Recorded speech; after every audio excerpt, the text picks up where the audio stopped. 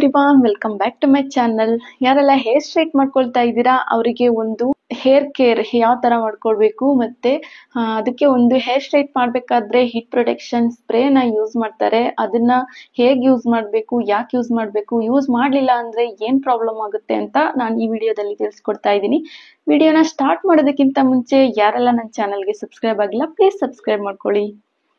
ನಾನಿಲ್ಲಿ hair straightening ಮಾಡ್ಕೊಳ್ಳೋದಕ್ಕೆ ಒಂದು ಹೀಟ್ ಪ್ರೊಟೆಕ್ಷನ್ ನ ಯಾವ್ದು ಯೂಸ್ ಮಾಡ್ತಾ ಇದ್ದೀನಿ ಅಂತಂದ್ರೆ ಟ್ರೆಸ್ಮಿನ ಯೂಸ್ ಮಾಡ್ತಾ ಇದ್ದೀನಿ. ಟ್ರೆಸ್ಮಿ ಕೆರಾಟಿನ್ ಸ್ಮೂತ್ ಹೀಟ್ ಪ್ರೊಟೆಕ್ಷನ್ ಅಂತ. ಸೊ ನಾನು ಇದನ್ನ ಯೂಸ್ ಮಾಡ್ತಾ ಇದ್ದೀನಿ. ಈ ಒಂದು ಹೀಟ್ ಪ್ರೊಟೆಕ್ಷನ್ ಸ್ಪ್ರೇನ ಯಾಕೆ ಯೂಸ್ ಮಾಡಬೇಕು ಅಂತ ಅಂದ್ರೆ, ನೀವು ಹೇರ್ ಸ್ಟ್ರೈಟ್ ಮಾಡ್ಕೊಳ್ತಾ ಇರ್ಬೇಕಾದ್ರೆ ಹೇರ್ ತುಂಬಾನೇ ಹೀಟ್ ಆಗಿ ಡ್ಯಾಮೇಜಸ್ ಆಗೋ ಚಾನ್ಸಸ್ ಇರುತ್ತೆ. ಸೊ ಅದನ್ನ ತಡೆಗಟ್ಟೋದಕ್ಕೆ ಅಂತ ನಾವು ಈ ಒಂದು ಹೀಟ್ ಪ್ರೊಟೆಕ್ಷನ್ ಸ್ಪ್ರೇನ ಯೂಸ್ ಮಾಡ್ಕೊಳ್ತೀವಿ. ಇವಾಗ ನೀವು ಹೇರ್ ಸ್ಟ್ರೈಟ್ ಮಾಡ್ಕೊಳ್ತಾ ಇರ್ತೀರಾ. ಹೇರ್ ಸ್ಟ್ರೈಟ್ ಮಾಡ್ಬೇಕಾದ್ರೆ ಒಂದು ಹೇರ್ಸ್ ಎಲ್ಲ ಒಂದು ಮಂದ ಇರುತ್ತೆ, ಸ್ವಲ್ಪ ತೆಳು ಇರುತ್ತೆ, ಎರಡೂ ತರ ಕೂಡ ಇರುತ್ತೆ. ಅದನ್ನ ಬ್ಯಾಲೆನ್ಸ್ ಮಾಡೋದಕ್ಕೆ ಆಗಲ್ಲ. ಹೀಟ್ ಜಾಸ್ತಿ ಆದಾಗ ಏನಾಗುತ್ತೆ, ಅದು ಬರ್ನ್ ಆಗೋ ಚಾನ್ಸಸ್ ಇರುತ್ತೆ. ಅದು ಹೇರ್ ನಮ್ಗೆ ಡೆಡ್ ಆಗೋ ಚಾನ್ಸಸ್ ಇರುತ್ತೆ. ಸೊ ಅದಕ್ಕೋಸ್ಕರ ಈ ಹೀಟ್ ಪ್ರೊಟೆಕ್ಷನ್ ನ ನಾವು ಯೂಸ್ ಮಾಡ್ಕೊಳ್ತಾ ಇದೀವಿ. ಇದ್ರಲ್ಲಿರುವಂತಹ ಒಂದು ಗ್ಲಿಸರಿನ್ ಆಗಿರ್ಬೋದು, ಮತ್ತೆ ಕೆರಾಟಿನ್ ಆಯಿಲ್ ಆಗಿರ್ಬೋದು, ಇದೆಲ್ಲವೂ ಕೂಡ ನಮ್ಮ ಹೇರ್ಗೆ ತುಂಬಾನೇ ಒಂದು ಪ್ರೊಟೆಕ್ಷನ್ ಅನ್ನ ಕೊಡ್ಬೋದು ಅಂತ ನಾನು ಹೇಳ್ತಾ ಇದ್ದೀನಿ. ಮತ್ತೆ ಇವಾಗ ಒಂದು ಎಕ್ಸಾಂಪಲ್ ಕೂಡ ಕೊಡ್ತಾ ಇದ್ದೀನಿ. ಇವಾಗ ನಿಮ್ಗೆ ನಾನಿಲ್ಲಿ ಒಂದು ಹೇರ್ ಬಡ್ಸ್ ಅನ್ನ ತಗೊಂಡಿದ್ದೀನಿ. ಇದು ಖಾಲಿ, ಇದಕ್ಕೆ ನಾನು ಹೀಟ್ ಪ್ರೊಟೆಕ್ಷನ್ ಸ್ಪ್ರೇನ ಹಾಕಿಲ್ಲ. ಆನಂತರ ನಾನು ಹೀಟ್ ಪ್ರೊಟೆಕ್ಷನ್ ಸ್ಪ್ರೇನ ಹಾಕಿ ನಿಮ್ಗೆ ತೋರಿಸ್ತೀನಿ. ಸೊ ನೋಡಿ, ಇವಾಗ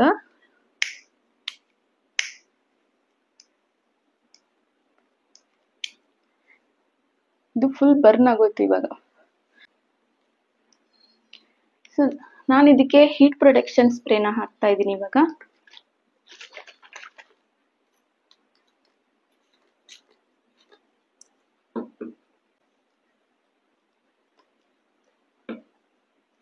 ಈ ಒಂದು ಹೀಟ್ ಪ್ರೊಟೆಕ್ಷನ್ ನಮ್ಗೆ ಎಷ್ಟೊಂದು ಹೆಲ್ಪ್ ಮಾಡ್ತಾ ಇದೆ ಅಂತ ನೋಡಿ.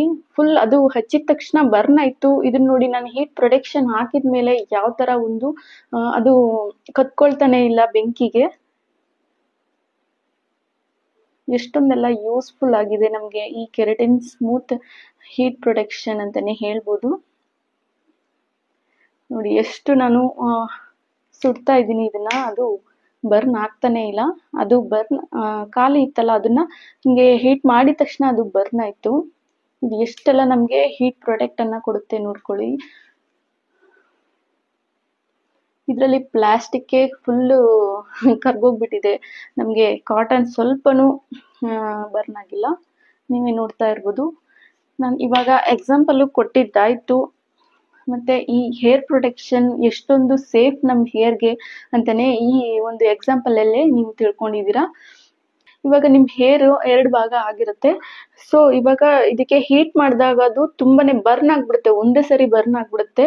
ಇದನ್ನ ಹಚ್ಚಿದಾಗ ಟ್ರೈ ಮಾಡಿ ನೋಡಿ ನೀವು ಒಂದ್ಸರಿ, ಅವಾಗ ಗೊತ್ತಾಗುತ್ತೆ ಸೊ ಎಷ್ಟೆಲ್ಲ ಒಂದು ಪ್ರೊಟೆಕ್ಟ್ ಅನ್ನ ಮಾಡುತ್ತೆ.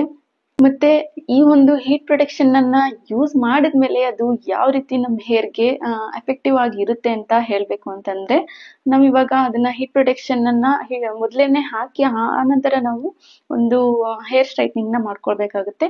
ಹೇರ್ ಕರ್ಲಿಂಗ್ ಆದ್ರೂ ಆಗಿರ್ಬೋದು, ಸ್ಟ್ರೈಟ್ನಿಂಗ್ ಆದ್ರೂ ಆಗಿರ್ಬೋದು, ಅದನ್ನ ಮೊದ್ಲು ನಾವು ಅಪ್ಲೈ ಮಾಡಿ ಆನಂತರ ಸ್ಟ್ರೈಟ್ನಿಂಗ್ ನ ಮಾಡ್ಕೊಳ್ಬೇಕಾಗುತ್ತೆ.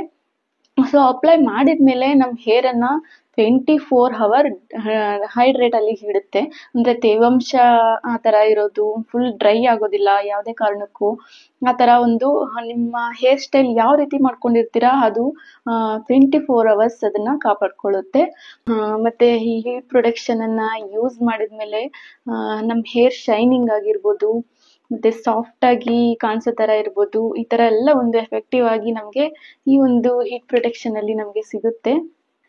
ಸೊ ಈ ಹೀಟ್ ಪ್ರೊಟೆಕ್ಷನ್ ಅನ್ನ ಹೇಗೆ ಯೂಸ್ ಮಾಡೋದು ಅಂತ ನಾನು ಹೇಳ್ಕೊಡ್ತಾ ಇದ್ದೀನಿ.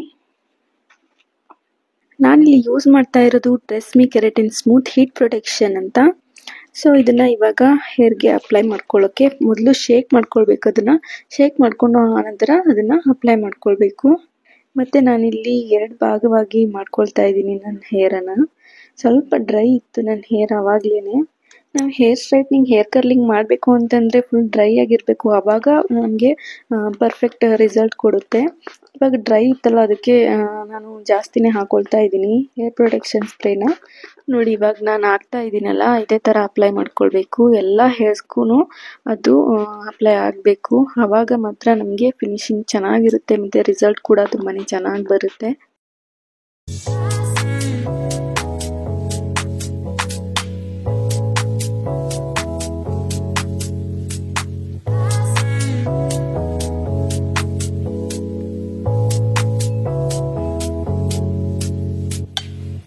ಹೇರ್ಸ್ಗೆ ಅಪ್ಲೈ ಮಾಡ್ಕೊಂಡಿದ್ದಾಯಿತು. ಇವಾಗ ಸ್ವಲ್ಪನೇ ನಾನು ಮಸಾಜ್ ರೀತಿ ಮಾಡ್ಕೊಳ್ತಾ ಇದ್ದೀನಿ. ಯಾಕಂದರೆ ಈ ಸ್ಪ್ರೇ ಹಾಕಿದ ಮೇಲೆ ಒಂದೊಂದು ಕಡೆ ಆಗಿರಲ್ಲ, ಒಂದೊಂದು ಕಡೆ ಆಗಿರುತ್ತೆ ಅಲ್ವಾ. ಸೊ ನಾವು ಇದನ್ನು ಆಯಿಲ್ ಥರ ಅಪ್ಲೈ ಮಾಡಿಕೊಂಡ್ರೆ ಒಳ್ಳೆಯದು. ಯಾಕಂದರೆ ಎಲ್ಲದಕ್ಕೂ ಅದು ಹೇರ್ಸ್ಗೆಲ್ಲ ಹಾಕಿ ನಮಗೆ ಶೈನಿಂಗ್ ಕೊಡೋದಕ್ಕೆ ಹೆಲ್ಪ್ ಆಗುತ್ತೆ ಮತ್ತು ಸ್ಮೂತಾಗಿ ಇರುತ್ತೆ. ತುಂಬಾ ಚೆನ್ನಾಗಿ ಕಾಣಿಸುತ್ತೆ ಹೇರ್ ಕೂಡ ಸ್ಟ್ರೈಟ್ನಿಂಗ್ ಮಾಡಾದ್ಮೇಲೆ. ಇವಾಗ ನಾನು ಅದನ್ನು ಕೂಮಲ್ಲಿ ಸ್ವಲ್ಪ ಸ್ವಲ್ಪನೇ ತಗೊಂಡು ಬಾಚ್ಕೊಳ್ತಾ ಇದ್ದೀನಿ. ನಾವು ಹೇರ್ ಸ್ಟ್ರೈಟ್ನಿಂಗ್ ಆಗಿರ್ಬೋದು, ಕರ್ಲಿಂಗ್ ಆಗಿರ್ಬೋದು, ಸ್ವಲ್ಪ ಸ್ವಲ್ಪನೇ ಮಾಡೋಕ್ಕಾಗೋದು, ಎಲ್ಲನೂ ಒಟ್ಟಿಗೆ ಮಾಡೋದಕ್ಕಾಗಲ್ಲ. ಮತ್ತು ಫಿನಿಶಿಂಗ್ ಕೂಡ ಚೆನ್ನಾಗಿ ಬರಲ್ಲ. ಅದಕ್ಕೆ ಸ್ವಲ್ಪ ಸ್ವಲ್ಪನೇ ತಗೊಂಡು ನಾನಿಲ್ಲಿ ಹೇರ್ ಸ್ಟ್ರೈಟ್ನ ಮಾಡ್ಕೊಳ್ತಾ ಇದ್ದೀನಿ. ಹೇರ್ ಸ್ಟ್ರೈಟ್ ಮಾಡ್ಕೊಳ್ಳೋದಕ್ಕೆ ನಾನಿಲ್ಲಿ ಒಂದು ಫಿಲಿಪ್ಸ್ ಹೇರ್ ಸ್ಟ್ರೈಟ್ನರ್ನ ತಗೊಂಡಿದ್ದೀನಿ. ಇದು ನನಗೆ ತುಂಬ ಇಷ್ಟವಾಗಿರುವಂತಹ ಪ್ರಾಡಕ್ಟ್ ಇದು.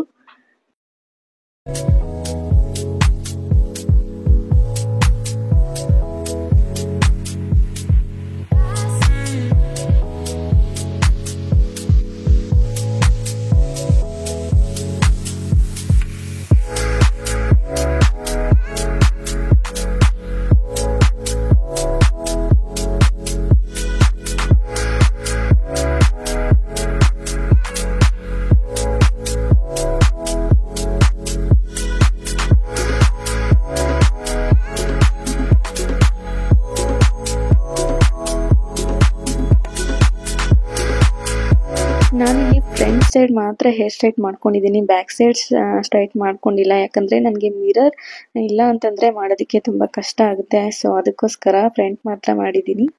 ನಾನಿವಾಗ ಹೀಟ್ ಪ್ರೊಟೆಕ್ಷನ್ ಸ್ಪ್ರೇನ ಯೂಸ್ ಮಾಡಿಕೊಂಡು ಹೇರ್ ಸ್ಟ್ರೈಟ್ ಮಾಡ್ಕೊಂಡಿದ್ದಾಯಿತು. ಇವಾಗ ನೋಡ್ತಾ ಇರ್ಬೋದು ಎಷ್ಟೊಂದು ಸಾಫ್ಟಾಗಿ ಮತ್ತು ಶೈನಿಂಗ್ ಕಾಣಿಸ್ತಾ ಇದೆ. ನೀವು ಇದೇ ಥರ ಒಂದು ಹೇರ್ ಸ್ಟ್ರೈಟ್ನಿಂಗ್ ಆಗಿರ್ಬೋದು, ಕರ್ಲಿಂಗ್ ಆಗಿರ್ಬೋದು, ಈ ಒಂದು ಹೀಟ್ ಪ್ರೊಟೆಕ್ಷನ್ ಸ್ಪ್ರೇನ ಯೂಸ್ ಮಾಡಿಕೊಂಡು ನಿಮ್ಮ ಒಂದು ಹೇರನ್ನು ಕಾಪಾಡ್ಕೊಳ್ಳಿ, ಡ್ಯಾಮೇಜಿಂದ ಕಾಪಾಡ್ಕೊಳ್ಳಿ ಮತ್ತು ತುಂಬಾ ಕೇರ್ಫುಲ್ಲಾಗಿ ನೋಡ್ಕೊಳ್ಳಿ ಅಂತ ಹೇಳ್ತೀನಿ. ಈ ನನ್ನ ಒಂದು ಹೀಟ್ ಪ್ರೊಟೆಕ್ಷನ್ ಸ್ಪ್ರೇ ಬಗ್ಗೆ ಹೇಳಿರೋ ಒಂದು ವಿಡಿಯೋ ನಿಮಗೆ ತುಂಬಾ ಯೂಸ್ಫುಲ್ ಆಗುತ್ತೆ ಅಂತ ತಿಳ್ಕೊಂಡಿದ್ದೀನಿ. ಈ ವಿಡಿಯೋ ನಿಮಗೆ ಇಷ್ಟ ಆಗಿದ್ರೆ ಲೈಕ್ ಮಾಡಿ, ಶೇರ್ ಮಾಡಿ, ಸಬ್ಸ್ಕ್ರೈಬ್ ಮಾಡಿ. Thank you.